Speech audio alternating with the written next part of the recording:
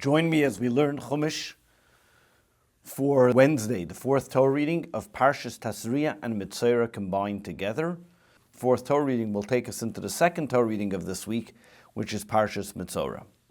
Yesterday we began talking about when there is tsaras on a garment, what the laws are pertaining to that garment, when it's considered tsaras, what has to be done with it. And over here the Torah continues about, after the Kohen examines it, what is done with the garment.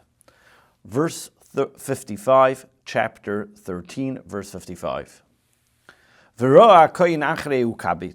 Kohen will then examine the garment, the article, after the lesion has already been washed, after the lesion has washed, and the lesion has not changed any colors, and the lesion has not spread, tamehu, it is considered impure, defiled. Ba'esh tisrifenu, it should be burnt in fire. Pechesasi, this is a deep-looking lesion. Bekarachtoi begabachtoi, on the worn or the new. Let's see Rashi explaining what happens here. Achere yuchabes, Rashi 55. The word huchabes comes from the word heoses. Something was done to it. They've done something that means already washed. An activity already happened. It didn't change colors. It did not become lighter. It did not become more pale of its color. It was still the strong green or red that we mentioned previously. So from here we know from this verse that if it did not change its color from green to red or the opposite, and it stayed in its original color, and it did not spread, then the garment, the article, would be impure. And the verse does not have to tell me that if it did not change colors and it did spread, that it would still be pure. Or if it did change colors and did not spread, and it's also impure. How would I know what to do with it? Therefore, the verse continues and tells us later, previously in verse 50, that if the Kohen examined it and then he has to quarantine it.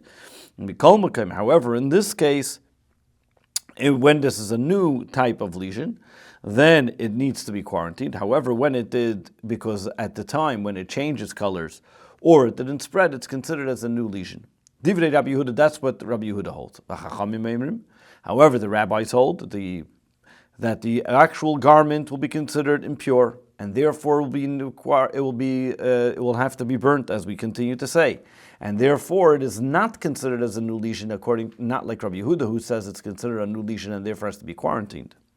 This is all explained in detail in Teres Kainim. The only reason Rashi says why I brought you this debate, because usually Rashi is one that only tells us about the simple interpretation, and he's not here to tell us about the details and the arguments about the halachic ruling. But over here he said it because it details into the actual verse, that if I want to understand what does it mean, and the actual lesion did not change colors or did not change, so therefore he's telling us what it means and how it would apply to law. Pechesesi, what does the word pecheses mean? Lashin guma, that it became deepened, like a hole. That it let me hide in one of the ditches. Kalemer shvalihi, it's deeper than anything else. Negashamat of shaikin, it's a lesion that it looks like it's deeper than the actual surface. Bekarachte, begabachte, ketargume, like the Targum explains. Beshichukuse, bechadutese, whether an old garment, a worn garment, or a new garment. Karachte, how do I see the word karachte coming to me in a new garment? An old garment, Shchakim comes from the word shchakim, clothing, garments that are worn. Yeshanim, old. Mipnei hamedrish.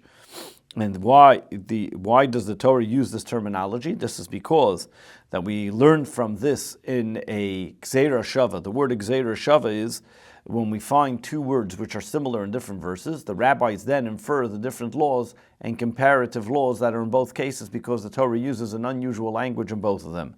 So too in this case over here, we're going to learn a gzeira shava, two laws, as the Talmud learns in Sanhedrin.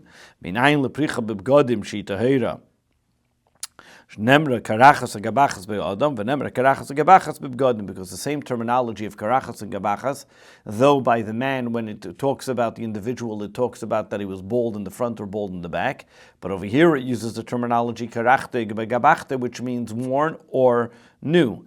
But being that it uses the same terminology by the human when he has baldness in either the front or the back, and over here using the same terminology, we there apply the laws by both. And just like when it comes to the lesions of a person, barach bekuletar, that if it is spread on the entirety of the person, then he's completely clean and he's not impure. Afkan, parach bekule, so too, if the entire garment has these lesions, then it will be impure as well.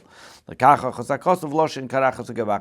the Torah continues to use the same terminology of karachas and kabachas and doesn't use a simple terminology of old and new, yoshin and chadash, but uses a terminology because of the inference that will be made from here to the previous laws that are mentioned by the lesions of the person. Rashi continues to explain this as well, as we see this also from the simple interpretation as well. The Levinian Perushe v'Targumei zeu mashmoy, concerning its explanation in the Targum, here's what it means. Karachas, the word karachas means lashon yishanim, means old or worn. The gabachas, and the word gabachas lashon chadasha means new. Ki'ilu nichtav v'acharisi v'kadmuseis, as if it was written later or earlier. Shekarachas lashon acharayim, the same way you have by the human that we say the karachas means the back, so it means it was written later. And gabachas lashon panim means the face, meaning that it was just new. From his face. The karachas, when we talk about the karachas, which is the baldness in the back, which means that it's going from the top of the skull all the way back, and as it's explained in Teiras Kayanim. Verse 56.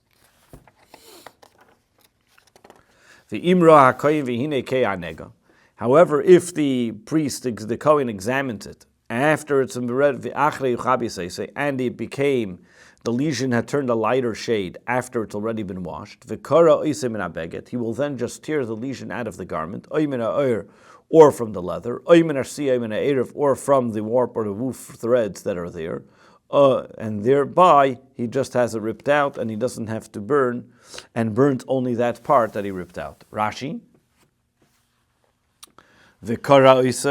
and he will tear it. He should tear out the space of where the lesion was on the garment, or the article, and just burn that part. Verse 57. What happens if it reappears again on the garment, or the warp, or the roof, or on the threads? Or any leather article. This is a reoccurrent growth. Needs to then be burnt in the fire. Is the entire article on which the lesion is on. Rashi perachasi, the word perachas means dover hachizer v'tzemeach, something that continues to sprout up. And even though I got rid of it, but it keeps on coming again. Be'esh tisrefenu, it has to be burnt. The skola bega, the entire garment has to be burnt. Verse 58. And the garment or the threads or any leather garment which was washed, and then the lesion is removed from it, let it be washed again and immersed in a mikveh, and then it will be clean, it will be get rid of its defilement. Rashi 58, if when they then washed it, according to the words of the Kohen, they were told to wash it, and it was completely removed, the lesion, then, according to that, then he's able to do it. However, if through washing it, the lesion removed, and then it would just showed up in another place, and even if they did it according to the Kohen, they would still have to burn the garment. Over here, what does it mean you're going to wash it again? In this case, where it means we'll wash it again, Lashin Tefillah means that he will have to immerse it in a mikveh. This is also what the Targum says, Kibusin shebeparsha lashon libun v'yischazer chutz mitzashein libun ela l'tefillah. What does it mean, libun? The word libun, that it will be washed and it'll come back to its original form. It doesn't mean you can actually burn it, as we know, usually by koshering the word libun, but if here it means bringing it back to white, means making it back to its original form, which is making it, ridding it from its defilement, of its impurity. That's why the Targum uses the translation of Yitztabed, that it would be immersed. Anytime he talks about immersing a garment in a mikveh, he's going to use a terminology in the Targum of the word Yitztabed, which means to be washed in water. But not only is it washed, regular washing, but it also has to be immersed in the mikveh. Zeis Teras, verse 59. Zeis Teras nega tzaras. These are the laws governing the diagnosis of a lesion of a tzaras. Beged atzemer, whether it's a wool garment, or a pishtim, or a linen garment, or a hashsia ye'erev, or any type of threads, a chol kli'er, or any leather article, letare, letame, for it to become pure or impure. This concludes the first section of today's Torah reading, which ends the Torah reading of Tazria. We now continue into the Torah reading of Metzora. Chapter 14, verse 1. Up until now, we have discussed the different types of lesions that happen to an individual, a person. Now the Torah is going to tell us the process of how a person is able to purify himself from the tzaras. Vayidaber Hashem al Moshe Lemer, and God spoke to Moses, saying, this is the following will be the laws pertaining the procedure of a person who is afflicted with tzaras, on the day that he would like to be purified, and he must be brought to the Kohen. That means once the symptoms have disappeared, he can then be brought to the Kohen, as we see in Rashi. What does it tell us? This is the laws of the Metzora, biyoim, on the day of his purification, telling us that it can only be done by day and not by night. Verse 3, the Kohen would have to go outside the camp where the Metzora, the person who has the tzaras, would be hanging out. And the Kohen will then check and examine. And if the lesion of the tzaras has been healed, from the person who has been afflicted. Rashi outside the camp. He has to go outside all the three camps, the camp of where the tabernacle was, the Levite camp, and the Israelite camp. Which that's where the Metzora, a person who has tzaras, has to go there during the time of his tzaras. Verse 4, and the Kohen will then command, and he will take for the person who is being purified two birds. They should be alive and they have to be pure. Ve'etz eres, and a cedar stick. Ushniselas, and a strip of scarlet wool. Ve'ezev, and a hyssop. Rashi explains why these things. Chayos, what does it mean that it has to tell us live ones? Prat l'treifes, meaning that birds, that if they have one of the things that may not, that they may die soon, meaning that they're ill, they're a treifel. As we explained previously, the word a treifa means you can have an animal that he could be alive right now, but he is ill and he's not going to survive. That's not considered alive, and that's why it's considered a treifa. So too, over here, it has to be alive, that they're not going to die soon. Tahoiros, what does it mean? Pure. Prat leif tami, meaning that you cannot use an impure bird. It has to be a kosher bird. Why does he have to bring birds? And Rashi explains, and this is because the lesions, the tzaras, comes for a person speaking slander and evil talk about another person, which these are words and actions of saying nonsense words. Therefore they use birds to be able to purify the person, because they continuously speak without a stop, alluding to the fact that this individual was talking without stop about other individuals and not thinking of what he was saying. The eitz eretz, and a cedar stick, lafisha and going boy and al gasus haruch, was the lesions that tzaras comes for a person's ego, that he doesn't care about other people, he feels great about himself, and therefore he feels that he can talk down about other people. Ushnisei las ve'ezev, and scarlet wool and hyssop, mata konno v'yisrape, because over here we're using again items which will help the person remind him of what he did wrong. What is his correction, that he will be healed from his ego? Yashpil atzme gavosa, he has to make himself low and humiliate himself. Kitelas, like a scarlet wool, uke'ezev, and like a hyssop, and this way he will not come to continue to say bad about others. Eitz erez, makel shel erez. What is the word eitz erez? A stick of a cedar tree. Shniselas, scarlet wool, Ashen shel tzamer tzavu as ahedis. He has to take a piece of wool which is colored with this type of red scarlet color. Verse 5. V'tziva hakoyin, and then the kohen will order someone to v'shachat as hatzipor echas. They will slaughter one of the birds. The el kli cheres al mayim chayim, into an earthenware vessel onto spring water. Al mayim chayim, what does it mean? Onto live waters. This means nice and betchila. First, he puts it into because first it says you have to put it into an earthenware vessel, and then it says on spring water. Which one is it? So nice and betchila bekli. First, he puts the spring water in the vessel, in the earthenware vessel. Kadesh dama tzipor nika behem. So you should be able to see the blood of the bird that is being slaughtered in it. The kamahem, how much do you have to have of the water that the blood is noticed in it? Revius is a revius, which is about 3.5 ounces. Verse 6.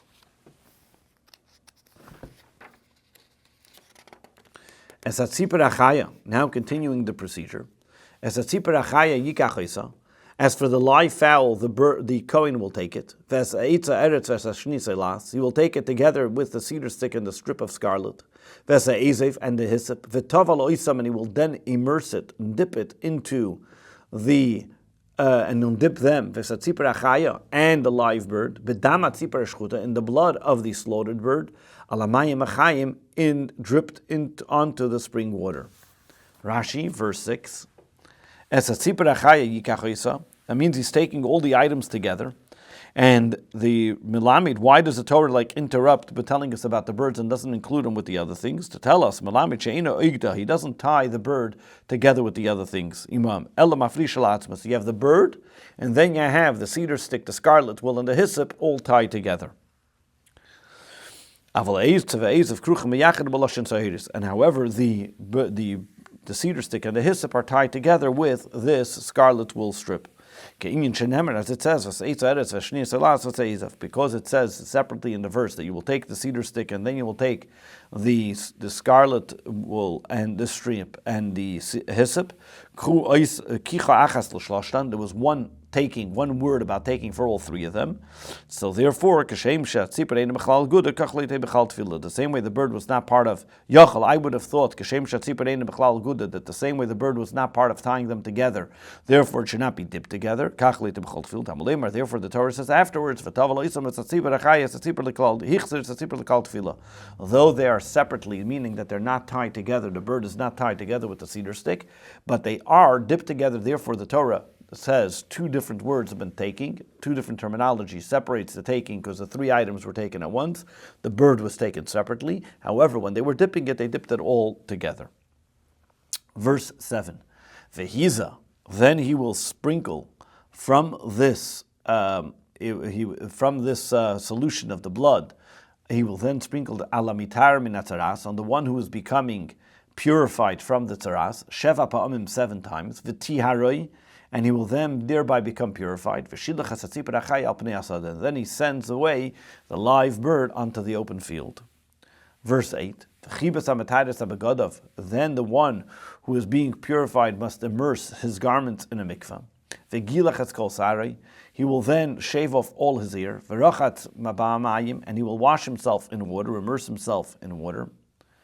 And then he will be purified. And only then can he return and come back into the camp. However, he must remain outside his tent for 7 days. Rashi, what does it mean that he has to sit outside his tent? That means in these 7 days of purification, he is forbidden to engage in marital relations. Verse 9. And it would be on the 7th day, Yigalach kol sari, is when he has to shave all his hair. As Reishay, his head, as B'zikanai, his beard, as Gabisenov, and his eyebrows, as kol sa'are, and all of his hair. Yigalech, he should shave, V'chibas as Begadav, he then must then again immerse his garment into water, V'rachas as B'sari, and immerse himself as well into water, V'bamayim in water, V'toyer, and only then will he become purified. Rashi 9, as kol sa'ari, like why does it say all its here? If you look at the detail over here that the Torah says, the Torah first says, and the person will wash all his hair, or it would shave all his hair, which is a general term. Then it goes into detail, his head, his beard, his eyebrows, and then again all his hair, general term. which we would call in Talmudic language, klal pratu klal. There are different principles of how we learn certain laws. This law as well, when it says in the Torah, klal pratu klal, a general principle, a specific item in that principle, and then again in a general principle, the Torah is telling us and including something else. Lahavi, this is coming to include kol makoim kinis seir v'nira. Any place, because he applies a general rule, that means the general rule must be as similar to the detail. The same way the detail is all about hair that you are visually able to see, so too when we talk about shaving all the hair, it's talking about all the hair that one is able to see. Verse 10. Ubayom hashmini, and now on the 8th day, Yikach shnei chvasim tamimim is going to take 2 sheep which are unblemished, the chafsa achas, and 1 female lamb.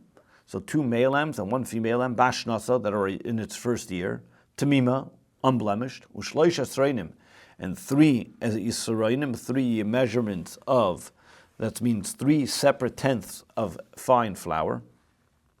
Soilus mincha, fine flour, belula b'shemen mixed with oil, v'loik achat shemen, and 1 lug of olive oil as well. Rashi, chavsa achas, the 2 males and 1 female, and this was the chatas for a sin offering. Shloisha sreinim, the 3/10 of the fine flour. Leniske shloisha kvasim alalu. This is because he's bringing 3 sacrifices. With every sacrifice comes a meal libation as well. Because the sin offering and the guilt offering of a Metzora needs libations as well. And 1 lug of oil. The purpose of this is this is to sprinkle on him for 7 times, and also to put it on the earlobe, matan kohunes, and this is for the gifts that are given to the Kohen as well, as we're soon going to see in verse 14.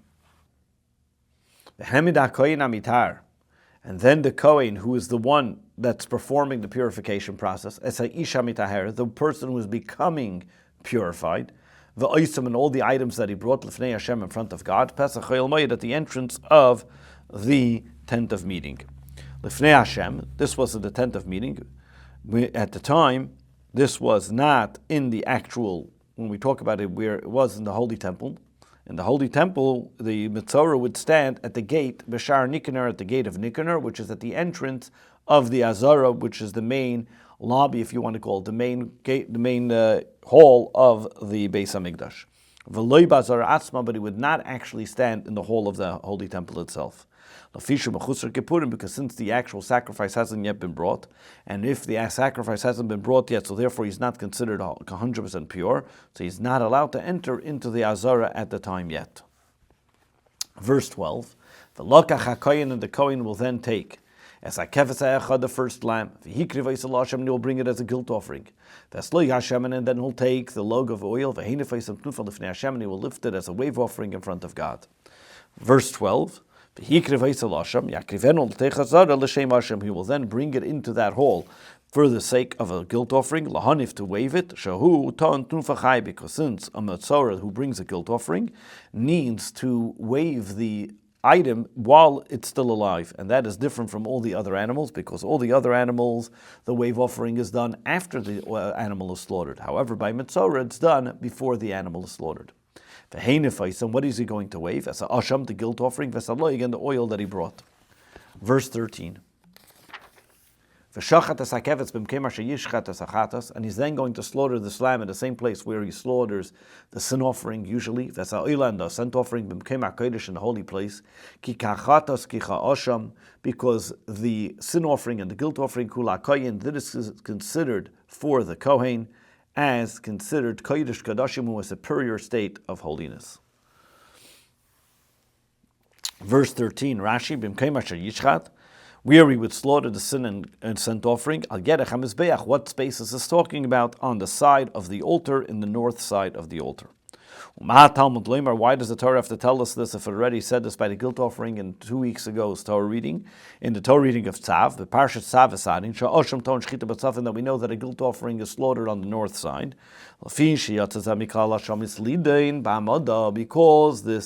because the guilt offering of the Metzora, we find different cases. Number one, that it is, first of all, first put in the gateway of Tazria.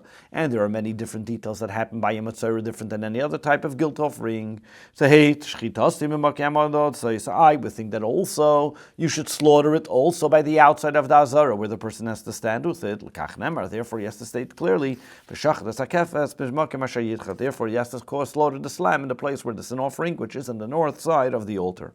Ki kachatos. The Torah explains because like all other sin offerings, this guilt offering is as well for the Kohen.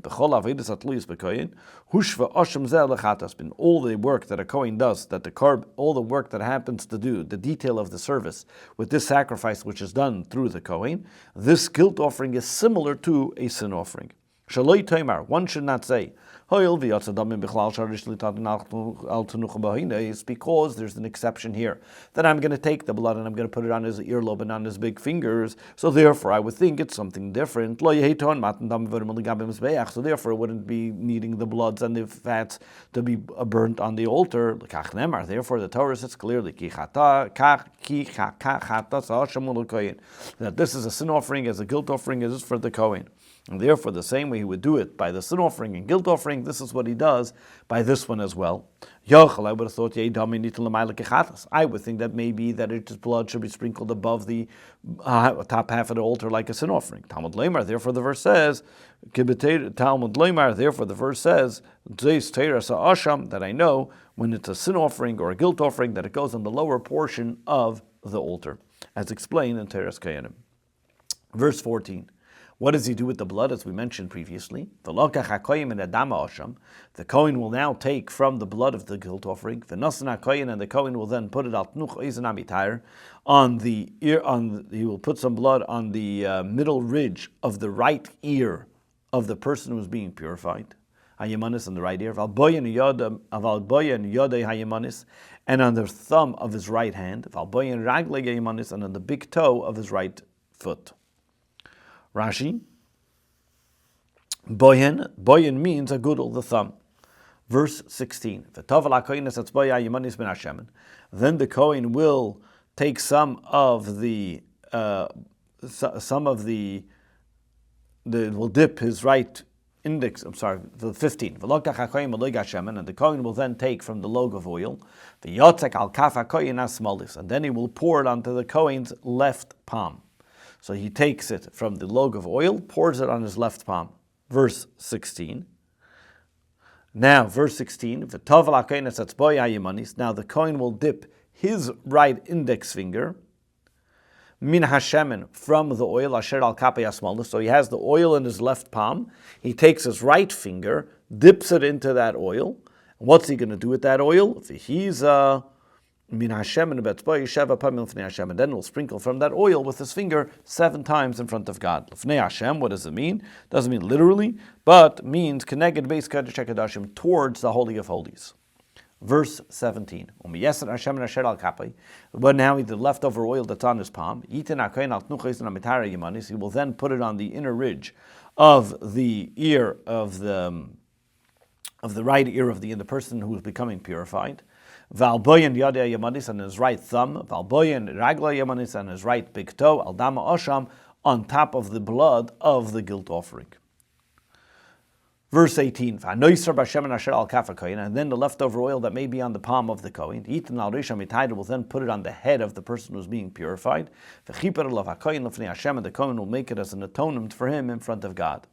Verse 19, then the Kohen will continue to do the sin offering, and he will atone for the person who is becoming purified, from his impurity, from his defilement, and afterwards he will then slaughter the ascent offering. Verse 20, then